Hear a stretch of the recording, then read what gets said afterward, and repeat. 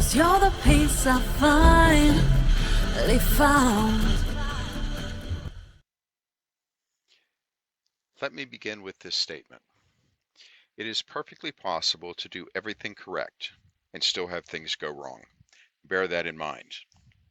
This is a story with a very happy ending. No harm, no injuries, no damage. In fact, it brought crews from two boats together to make friends that likely might never have occurred. In this light, let me share what happened. There were approximately 40 boats in the anchorage located off of Monument Beach, Stalking Island in the Bahamas. As the crews from those boats went to sleep Saturday night, the winds were calm and out of the south. A significant weather front would come through early in the morning of Sunday, March the 13th, 2022. This front would be fast approaching, and the winds would completely reverse themselves and come from the north. Gusts would be well into the 30-knot range and even possibly into the 40-knot range. This would mean that boats would swing around their anchor by almost 180 degrees, completely reversing the directions their boats would be facing. For ground tackle, which is what sailors call their anchor and anchor chain rode, this means twisting the anchor around on the bottom to realign itself with the new direction the boat is facing. Anchors are designed to do this and generally reset themselves with little or no movement depending on the sea bottom conditions.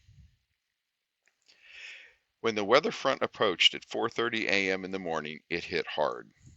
I was lying in my berth, awake, watching my anchor alarm. This is an application on my iPhone which uses the GPS and plots the position of the boat in relation to the anchor position, with an alarm that goes off if the boat strays beyond a specific distance. The alarm shows a circle, with the center of the circle being the physical position of the anchor. This circle has a diameter of 300 feet, which means that my boat cannot move further from the anchor in any direction by more than 150 feet. You can see the movement history of the boat in relation to the anchor as shown by an orange line. The red arrow points to the position at the time the storm hit. The winds increased dramatically to the 35-40 knot range and driving rain in moments. Harvest Moon began to swing with the wind around the anchor. Within 10 minutes, the boat swung to a new position, as indicated again by the red arrow. As the wind and driving rain increased, Harvest Moon remained securely anchored, but continued to swing with the wind. I was not concerned. You can tell from the orange tracking line that the anchor was holding securely because the orange line follows the contour of the outer circle, which, if reached by my boat, would set off the alarm. Harvest Moon did not reach that line. While my boat's anchor held steady, other boats in the anchorage did not fare so well. Two other boats began to drag their anchor. One of them was the vessel, the Great Gatsby. The Great Gatsby is a 42-foot Manta catamaran with a displacement of approximately 30,000 pounds. Their anchor, for whatever reason and through no fault of the skipper or crew of that vessel, broke loose and the boat began to drift, pushed along by significant wind and driving rain.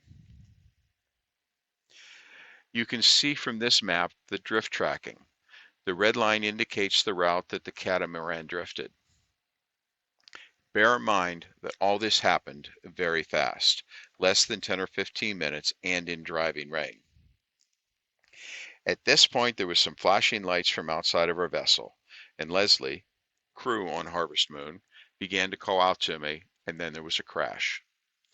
You can see from the tracking line on the anchor alarm that there was something that disrupted the swing of my vessel. This is where the catamaran swung into my boat.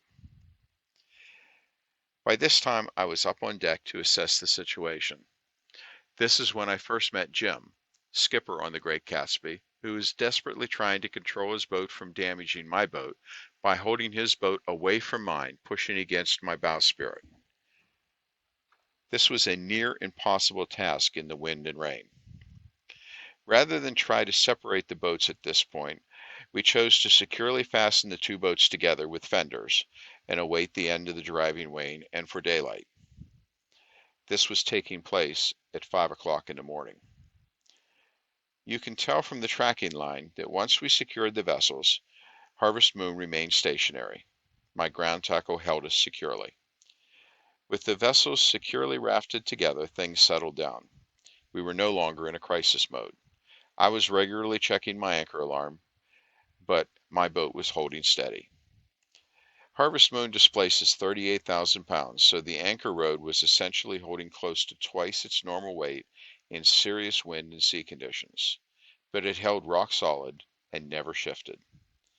The catamaran's starboard pontoon was sitting on my anchor rode, but come daylight slid free. We were able to clearly see that their anchor rode was slack and not following my anchor rode. After a few tests to ensure there was no underwater damage to either their rudder or their engine, we released the lines. The Great Gatsby started their engines and began pulling in their anchor. No one will ever know for sure why the anchor broke free. As you can see from the video, there was a lot of sand and grass on the anchor. Their anchor had been set well, but once it broke loose, there was too much seagrass on it to reset well, and so it just skipped across the seabed. But the story does not end there. Jim and Cindy on the Great Gatsby are really super nice people, and we joined them for dinner on their boat a few days later. Had this not happened, we might not have met them, nor enjoyed getting to meet some really cool and talented sailors. So while the entire event, which played out over a very short time, ended up creating memories that will last a lifetime. My thanks to Jim and Cindy for their quick thinking and ability to manage the crisis well. Had Jim not fended off my bow and quickly held his boat in position by holding onto my bowsprit, there could have been serious damage, and by rafting up quickly we were able to stop his boat from spinning through the anchorage and possibly hitting additional boats. All's well that ends well. No harm, no foul, no one got hurt. It's a great logbook entry.